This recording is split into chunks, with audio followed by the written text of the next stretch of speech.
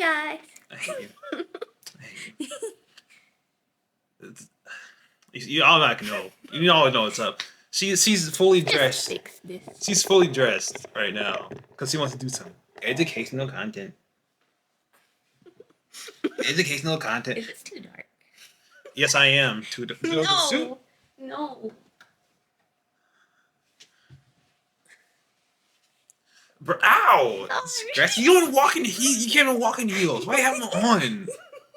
Why you have to put your suit pants on? She has a full suit on. Have to dress the part. She ain't even going out. She ain't even go outside. She works from home. This is so stupid. Well, this is because at my first job, they told us that we had to dress professionally. They got me out $200 because I went to the store to buy all this professional clothes for it. And then they're going to be like, oh, you don't need to dress professionally. That might be the time my orientation day at Kroger's to say, oh, dress formally. And I'm the only one that came in like suit pants and like a dress shirt and everyone else was in t-shirts. I'm like, I hate all of you. I didn't have anything professional like that was that. Because I thought it was going to be legit. Because they're like, you need to dress professionally. You have to have this, this, and this. So I went and bought all these clothes for it. And then nothing. You look like a reject from the X-Files. What? Look at X-Files, reject X-Files character. Lesson learned. Wait until after you go to actually buy the stuff that you think you need for the job. Kind of hot though, not gonna lie. What? What?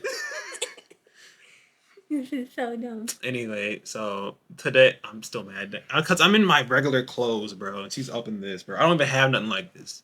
I don't think my dress clothes even fit me anymore. I gotta buy more. I got another blazer. It's not gonna fit you. Oh, I was gonna say, let me get no, never mind. Might. So I guess today he's gonna be talking about how find your finances can. Wait, this time we're doing finance tomorrow. Bruh. He doesn't even know the video today. I don't even know the video today. I'm blanking today, obviously, for some reason. So today we're going to be talking about how to manage your finances as a couple, especially when you're just moving out, because they don't really teach you this stuff in school. Especially, they don't really teach you how to manage as a couple. They teach you more how to manage it for yourself, and that's why couples are always struggling about finances, because you don't really get taught this. Even though it's even a falsification that you can manage by yourself nowadays, because they teach you things, but they kind of don't match up with things they teach you. It really doesn't. You actually have to learn by doing this, apparently, because they really don't teach you anything, and it's confusing until you actually do it. For real. For real. Also, there's a topic that I did want to discuss about, like, breaking up over finances. Ooh. I don't have a joke for this. I don't have anything for this. I don't have anything for this. That sucks. Oh wait, no, wait. Okay, I'm gonna keep all this into. As Kanye once said, or was it? I think it was Kanye that said it. But no one wants to remember what he says. Anyway, once he once said, "I ain't saying she's a gold digger, but she ain't messing with a broke." I listened to the radio version. It sounds better. Mm-hmm. Also, camera's dying. I was gonna say that. Yeah. Okay. Do you want me to get to extension cord and stuff? Extinction cord? Yeah. I guess. I don't know. Okay, let me stop it right now. Charging now? Okay, sweet. It's charging. Yay! Yay, you're back. Alright, so where we're at. I made a bad joke about Kanye West and some song. I don't know. I already cut my beard. Anyways, we were going to talk about how, like, some of the reasons why couples break up over finances and how to manage that so you can stay together despite financial differences and stuff. Now, I want you guys to remember, we're not finance advisors. Yeah, we're not. And we're not the best couple therapists, because we're not couple therapists either. So if you listen to us and stuff don't work out, don't blame me. I have a bachelor's degree in cybersecurity. That's... I don't have anything. I'm certified in something. I forgot what it was. Are you? Customer service? But yeah, I'm good at customer service. When did you get a certification? I don't know. High school, I think. We did technology stuff in high school. Hmm. I didn't do stuff I wanted to do, but I still got it. I don't think I'm that certified. I don't think it's actually worth anything, but I'm trying. I know things. Good. We know by experience. For real. Sometimes experience is better than being taught stuff. And actually, it's more relatable because we can actually tell you from the field in the school of hard knocks or whatever. I hate it when people say that. I really Why hate did it. you just say that? Because I hate it when people say that. I'm from the school of hard knocks. I'm from the school of hard knocks. Well, He's anyway, so dumb. continue. Anyways, how do you feel about couples breaking up over finances? It's pretty dumb. Are you gonna elaborate why it's dumb? If it's that easy, bro. If it's that easy, maybe guess we're supposed to be together in the first place, bro. For real. Probably. I don't have a joke for this one either. Not everything needs a joke. Everything needs a joke for me. It's only to keep you sane. Anyways, I feel like the foundation might be a little bit off if that's why you're breaking up over finances. But I do get why the struggle is there because finances is a struggle and you just need to learn how to manage it together and not single anymore because first of all, we got out into the real world. We were together, so we never were really out there too long. No. Single and stuff because we weren't paying rent and stuff when we were single. And Kanai was just over here spending like crazy. I was saving up and stuff to move out. And then we moved out together, which might not be the best for everyone, especially when we were 20. Like, we probably should have waited, but we had unique situations, so we did what we had to do. Yeah. But anyways, we moved out at 20 years old, no experience, didn't consult anybody. So we learned this by ourselves. For real. Even though our family did not believe in us at all. No. They, for some reason, thought we couldn't do it for whatever reason. Like, they were like, you got a new car and a house. Well, not a house, but apartment. Yeah. Like, you can't do that. What is that supposed to mean? You suck. You are immature. Well, I know I am immature, but geez Louise, guys, have a little faith. For real. Like, Please. do people not usually get a house, like a new car and an apartment at the same time? Bro, yeah, I know people are still paying off car notes with their apartment, so what's the difference? It's new, so let's still have it. Well, yeah, it's not like we bought a new car. We bought what we could afford at the time. And it was only like $9,000. For real. And we're about to get that paid off. We get that paid off in like a few years from the time of purchasing it because it was so inexpensive. It's the interest that you have to look out for, but still. Yeah. From the few years that we purchased it, you get that paid off and stuff. And yeah, so we got a used car and an apartment. Low car note, but relatively low to what people out here be usually paying. We only had to pay like $700 each for that. Yeah, for the down payment. For down payment, it was super easy. It's not that bad. We had $1,000 in our savings. And we got furniture, which we paid $1,000 something for Each. Each? Oh yeah, that was $2,000. Yeah. Well, just for all of it together. Yeah. Huh? People thought we were still financing that. Nope. we paid that off right then. Because that interest rate and then the debt that's going to give you, be smart with that. For real. If you can, just not on everything, but if you can, also really be careful with this. Just pay it all out. I know you want to build a credit or something, but sometimes certain things you don't need to do them. Yeah. For real. And we basically got the cheapest apartment in the area. And it's actually in a good area. Good location. It's legit right down the street from my parents' house. Which was not planned, by the way. It just happened to be like that. It just happened to be here. It really is the best place in the area and stuff. And it's pretty cheap. Around the corner from a grocery store. It's nice. Low down.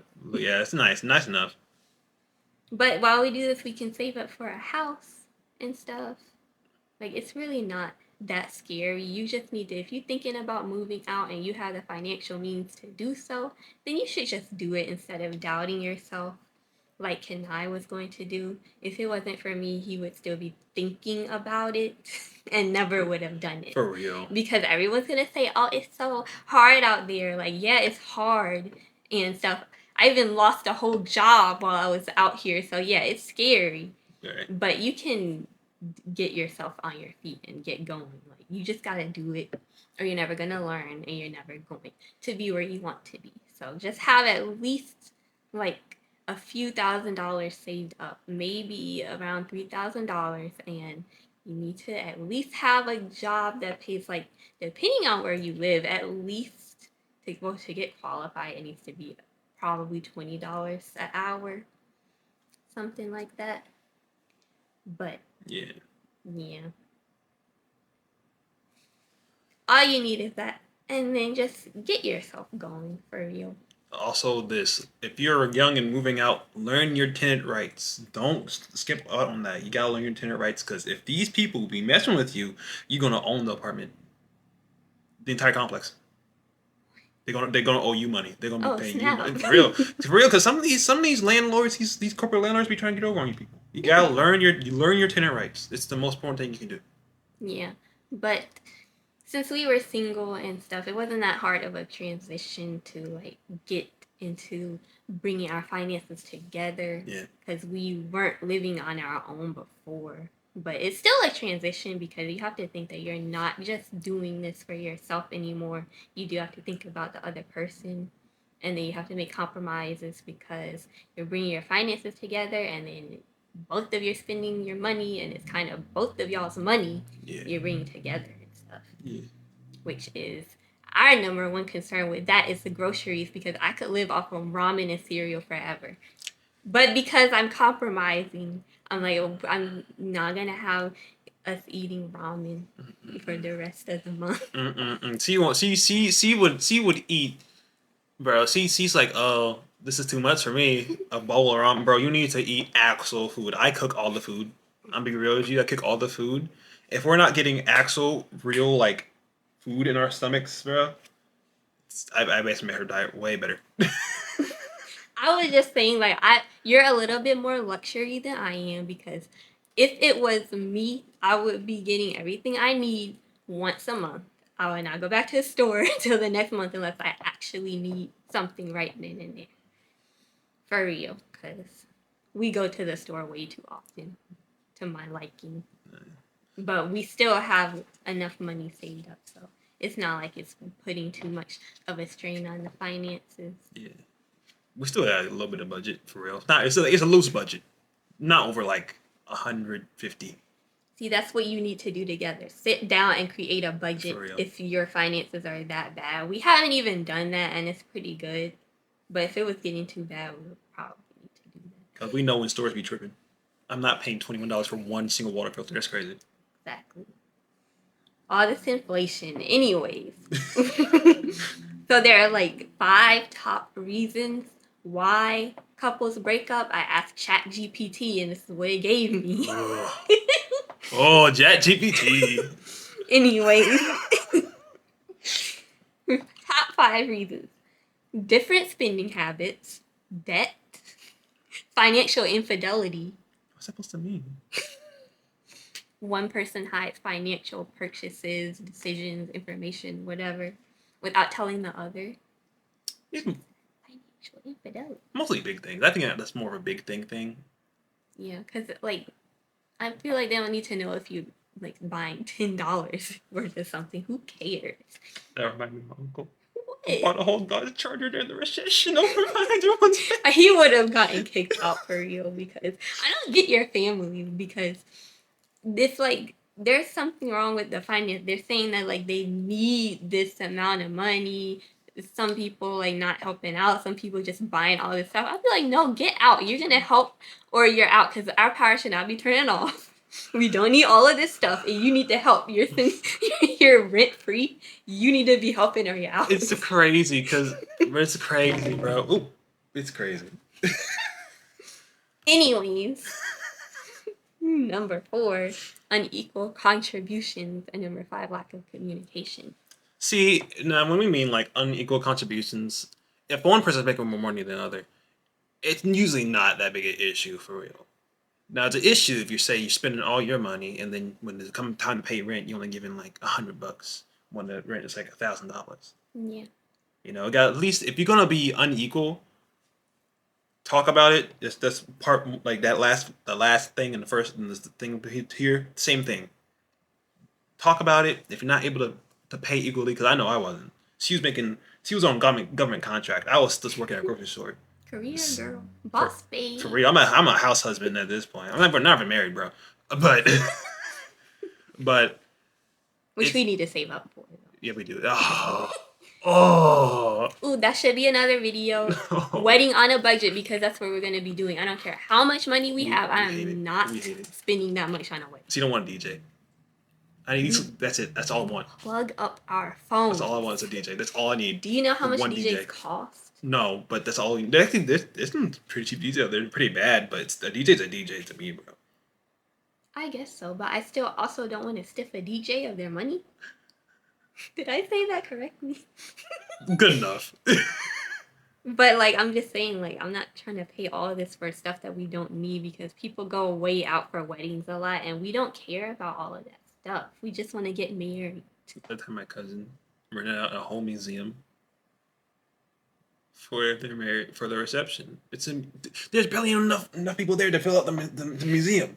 What the heck? It's like 50 people. Anyways, going back through the reasons why they break up. Yep. Because of finances.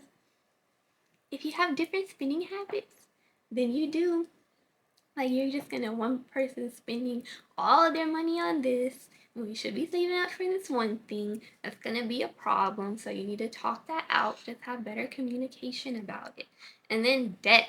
You should be paying off your debt, especially on your credit cards and stuff. Yes. You need to be looking up how much you're in, see what you need to get out of that debt, and then also see what you can afford based on your debt, because your debt to income ratio and debt utilization rate is going to make your credit score go down. And it's going to be hard to get a house and all that stuff that you want to save up for. Also, I think that's crazy. They really punish people for being poor. Exactly. That's nuts. That is just crazy. Some classic. That is just crazy. That is just crazy. Most actually. You don't even know what I just did. I don't get it. That is just crazy. Anyways. Financial infidelity. Don't be holding back on all these purchases that you're making. If it's that serious and your budget is that tight, then and you need to like touch base with every purchase you make, then you should be having money meetings or whatever. I think that's what they call them. Money meetings. Money meeting, budget meeting, finance meeting. No, budget meetings are now money meetings. I like that. Money meeting. I'm gonna make that t-shirt. No. I'm gonna get a t-shirt. Money meetings. So dumb. And yeah, we talked about unequal contributions. Just look at your income, see what you each could afford, but you do want to be able to have spending room on like both parts. You might need to get a joint account, but I also think you should keep like separate accounts also, so you can have your money, you know what your money is, and then what your both of your money together is. So that makes it easier. Like, this is what you can spend. Yeah. With us is together. You don't spend that on your own. You like talk to each other about that. Here's a rule of thumb that you should really do. Take an amount of, see how much money you make, and take 25 to 50, maybe 40% of the income, put it in your own savings, put the rest in the shared savings. And by the, like, it depends on how much you get paid and when. By the end of whatever you need, you have it, and you also have your own money still. Yeah, that's true, because that's kind of what, like, when you have money coming in, you can have some going into the joint account and then others going into yours, because like we have multiple streams of income, so we just put some of them in the joint account, some of it goes into separate accounts, and so that's just a better way of managing it sometimes. Yeah. And if you have lack of communication, then money meetings is the board meeting now. You gotta meet with the board, and the board's just one person, maybe some pets. So our top 5 tips to stay together despite the money differences is communication, compromise, respect, separate accounts. You should still keep those. And then if you have to, seek professional help, like a financial advisor or a couple therapist or couple therapist slash financial advisor. Do they have those? They have them on the line. They have them anywhere. Don't come to us. I'm not going to help you. I'm going to laugh at you. I'm not going to laugh at you, but I will laugh at you. We will help you because we're already helping you right now. I'll bully you for a little bit. I'm not going to lie. You're dumb. I'm not joking, but yeah, go to a professional, because don't go just during internet people. Go to a professional.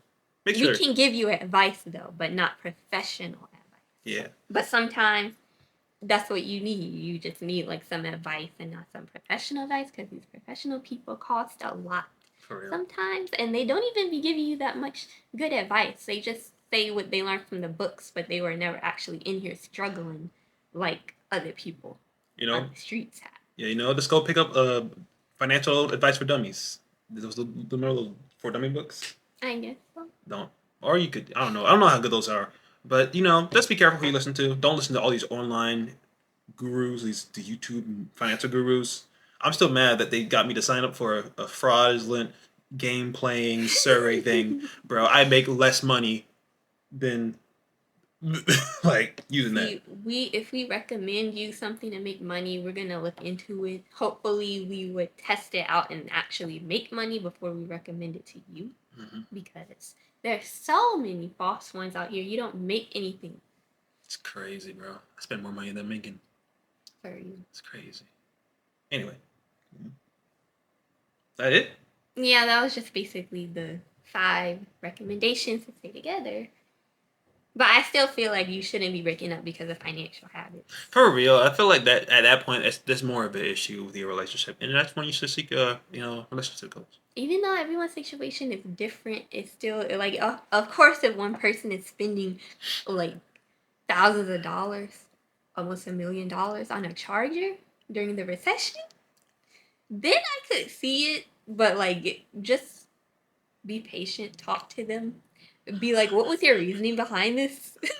I can just spend it. That's my one childhood memory, bro. Why this man? We had our power being turned off, turned back on. It was so sporadic. Like, we have it turned off one day, turned back on the other day, just because we missed a $1 on like something. It was so sporadic. My mom lost her job. Darn, my uncle's like, hey yo, I got you a Dodge Charger. It had warm. She still uses it to this day. It's actually a really reliable car, but It's a charger? yeah. I don't know why I thought chargers were like really luxury. That was actually pretty luxury back then, because it had seat warmers. Not many cars had seat warmers back then. It was back then, I forgot. Yeah, Because they didn't come out with those like 2008. spaceship looking ones yet, right? Or like 2009. One is, yeah, they didn't have those yet. The coolest thing you have was a seat warmer. Dang. Yeah. I don't know cars, so if I'm wrong, someone tell me. But, Yeah. that's basically it. Just don't buy a Dodge Charger when someone's struggling. Please. Because if it got that bad and they just keep doing it, there's obviously a communication issue more than a financial issue. So that's probably the reason you're breaking up, because of communication. You need to work on the communication. Who knows? They might have a spending addiction, shopping addiction, gambling addiction. They got to talk about these things. Yeah, those are real issues too. Yeah. They might need a therapist or like talk it through, see what's up with them. They need a hardcore withdrawal thing to walk in the room. No computer. That's the toilet.